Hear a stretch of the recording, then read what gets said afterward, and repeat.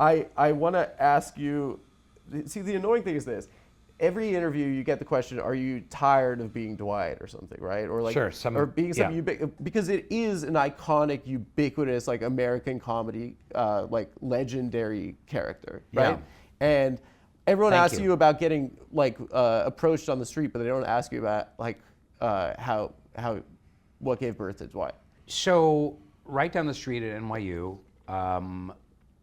you know, I was always really good I was a theater actor, and I was always really good at comedy theater, whether it was doing sketches or a farce or doing clowny kind of characters or Shakespeare clowns or something like that. But I did pretty wide-ranging theater training. But one of the things we did is we took a clowning class. And this is like, who's the guy who plays Borat again? What's that guy's name? Sacha Baron Cohen. Sacha Baron Cohen. So he went to the guy in Paris. He went to go see the guy, right? Yeah, Lecoq, and that. That's funny. That's funny. His, but this woman, Gates McFadden, was our clown teacher just for a couple of weeks or months, and she was actually played Dr. Crusher on Star Trek: The Next Generation. The beautiful redheaded woman. She teaches clown? Is a clown teacher, a master clown teacher. That was a childhood, like, I didn't even have like know what sex was, but I was like, I need her. Crusher was incredible. I think she's still available. Is she? Mm-hmm. And she teaches clown? She doesn't regularly teach it, but she is capable of teaching a mean clown class. She could be your clown tutor. Your private clown tutor. My clown teacher. Yeah. Crusher. Yeah. Did Worf, was he funny or no? He was hysterical. Yeah. He was my voice and Michael speech Dorn? teacher. Yeah. No, he wasn't. Yeah. Michael Dorn was? Yeah, and Patrick Stewart He taught. he taught non-disclosure agreement. Yeah. He taught.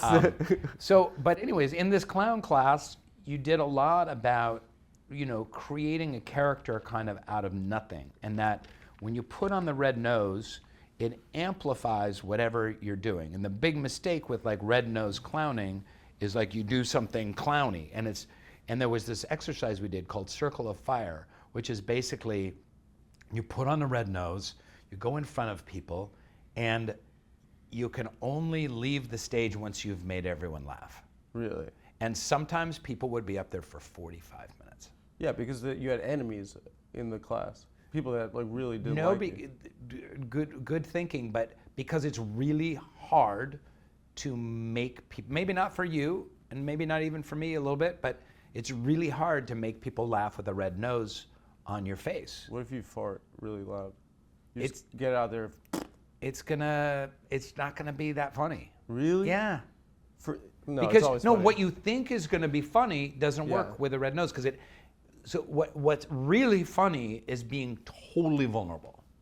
And like, if you were to cry about like a dead relative, that would be hysterical. Really? If I'm not even kidding. I cried on this show a couple weeks ago. I don't think it was people. What did you cry about? No, we don't have to get into it.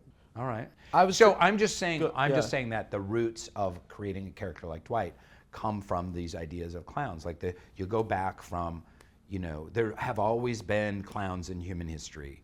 And you can go back to the Greek comedies, and then the Roman comedies, and then Commedia dell'arte, that were traveling clown troupes in wooden wagons all across Europe.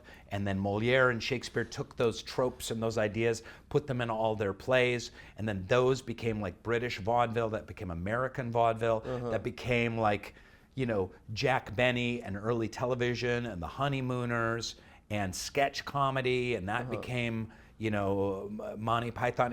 You can trace clowning and some basics about building those characters back to the classics. Yeah. there were probably Hebrew clowns, back in the Old Testament. The slaves in Egypt, they were like, "What? I can't be out in the sun this long." The slaves sound like Woody Allen. But it's ridiculous that they. My friend Mike Racine used to have a joke. He's like, imagine having a slave and it's a fucking Jew. He's like, those would be the worst slaves ever.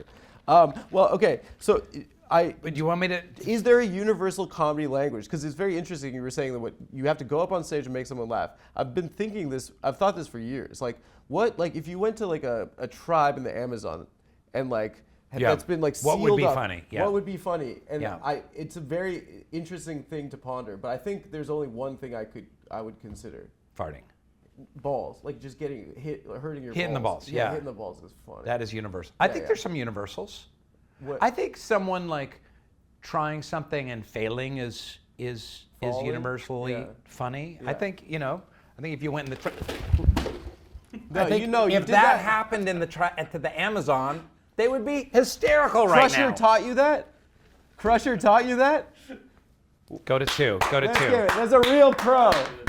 We got a pro. So those elements come into playing Dwight. Like, first of all, I saw Mackenzie Crook on the British Office, who was brilliant, and there was a thing that he did that no one had done as well as him before, which was to say the most absurd, ludicrous things with an absolutely straight face, Yes. without any kind of hint at all that there was a joke there.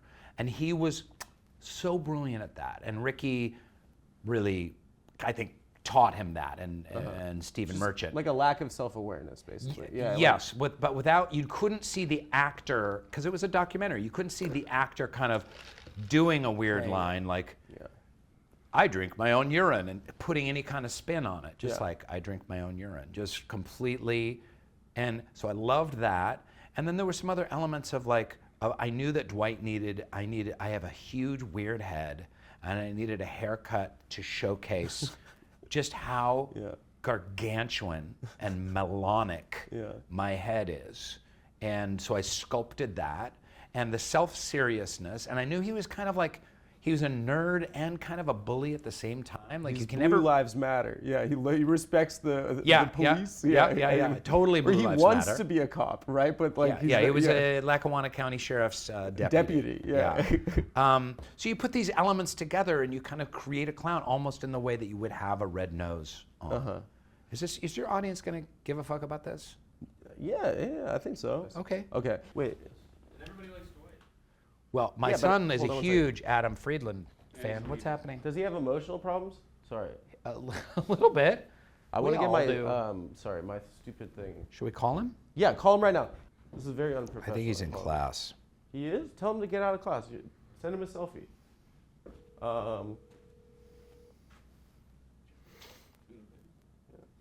Sorry. Okay. I'm just going to take one of these stupid things. I'm sorry. The person you've dialed can't take your call now. Oh my God, he blocked you. They go by Kenzie. They. Okay. Mm-hmm. And they're a big fan? Where do they go to school? Big fan. Bard College. Here, you can leave an audio note. Oh yeah, no, they're doing ketamine right now. Hello, Kenzie. I'm with your dad right now. This is Adam Friedland. Oh, you sent him the Richie Torres interview? That's so embarrassing. What He else sent did it you to say? me. You said, Please don't read my texts. okay. Well, should I pick up? Yeah. Hey, what's up? It's Adam. I'm with your dad right now. We're chilling. It's who? It's Adam Friedland. Oh, hi, Adam Friedland. What's up? How's Bard going? This is so surreal. Yeah. How's Bard? You going to Yeah. class? Bar? Oh, it's nice. Are you wearing all black? No, but I do sometimes. You got to stay away from those NYC kids. They're no good. Yeah. Yeah. Well, I heard that you like the show. I just want to say hello real quick. Oh, hi. Yeah, I like the show. What did you say? I have a friend who's more of a fan of you than me, who likes you more than me. Oh, well, I'm sorry, dude. I'm okay. So we'll tell your friend I say what up. All right, we got to get back to this interview. We're doing a bad job so far. Oh, am I on tape right now? Are you serious? No. You're not on the show at all. Okay, bye. All right, bye. He's in the show. Wait, okay, so they released the auditions for The Office. And the amazing thing is this, and I don't like, not to freaking blow smoke up your hole or whatever they say. Yeah. But like, it's Seth Rogen, Judah Friedlander, Patton Oswalt, and you. And you're just Dwight. The character is fully fleshed out just in an audition, like a self-tape. Yeah. And it's like, it's amazing to see. that like, you know, these guys are like heralded comedic actors, right? Yeah. And you just destroy. I mean, you're just Dwight. So in that sense, when I watched that, I was like, oh, he's crafted this. It's not a matter of like that the writers kind of have done it. This is a guy that's auditioning for a role, and that's, to me, made it like all the more impressive, you know? Well, I love all those actors. They're all great. I think you come at a character from a different way when you've had theater training versus when you come from a stand-up or improv or sketch background. And nothing against them, like Steve Carell comes from a sketch and improv background, and he's one of the, I think, and truly one of the greatest American actors of all time. His dramatic work and his comedic work. Yeah. So that's nothing against them. I just think when you have theater training, you're trying to create a character, a three-dimensional character that can be funny but taken seriously and could walk down the street and you would believe it. There's not anything kind of like, you want to, theoretically make that character like fully living and breathing. Right. And so I try and do that kind of work when I'm, going in, especially on an audition. But this was one of those rare auditions where I'd seen the BBC office, loved it. It's the best. How good is it? It's so good, and I took so many things from Dear Mackenzie and just kind of put my own kind of American, kind of white trashy spin on it, and Pennsylvania Dutch, kind of. Yeah. Yeah. Well, that whole thing came out of an improv. So did you bring that in, that like you had you're a farmer and your cousin was like, oh, so yeah. So that's another question I had. Like, how much was that the writers and how much was it you this creating is what's so this great. backstory? This is how Greg Daniels does that no one else does, and he's amazing in this way. Early on, I did an improv. We would just kind of improvise all the time to just kind of find the character and find the tone. And I did this improv. I don't even remember when it was. I think it was in the first week. And I was like, and I just improvised and I went, I really had not planned it at all. I was like, my name is Dwight Schrute. My father's name, Dwight Schrute. His father's name, Dwight Schrute. Yeah. Amish. And out of that, they're like, oh, we'll make him and his family Amish. And then I did something about, I brought in like family photos of like my farmer ancestors in Wisconsin and Minnesota, and Greg's ancestors, Jewish, were actual beet farmers in Poland.